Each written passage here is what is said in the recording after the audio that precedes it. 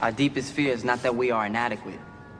Our deepest fear is that we are powerful beyond measure. It is our light, not our darkness, that most frightens us. Your playing small does not serve the world. There is nothing enlightened about shrinking so that other people won't feel insecure around you.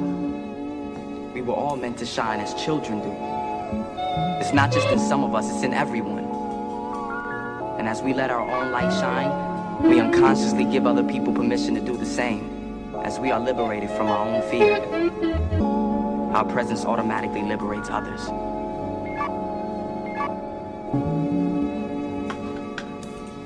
Sir, I just want to say thank you. I wake up every day contemplating what to do. With nothing on my mind, all I'm saying is fuck school. Pure crest lager got me feeling the anger. Like every day's the same thing, the same puzzle fixture. Unlevel thoughts penetrating my mental, while pushing power to the pencil got me elevated to a higher degree. Cause that's where it's meant to be. Nothing but mental fixation occurs in like identical blurs of reality. Unfixed heading towards tragedy, till I'm tough to fix, just like concave bricks. Double conscious alignments undermine dredge pastures, reap undeveloped ideas, sort of like a mirage, make believe misconceptions, administrated by authority, one word deception. But we still got the power to fix the regime. We aren't censored, only oppressed, sadly suppressed, but never depressed.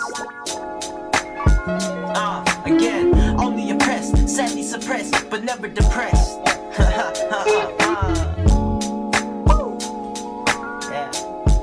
Yeah, it's my thoughts, man.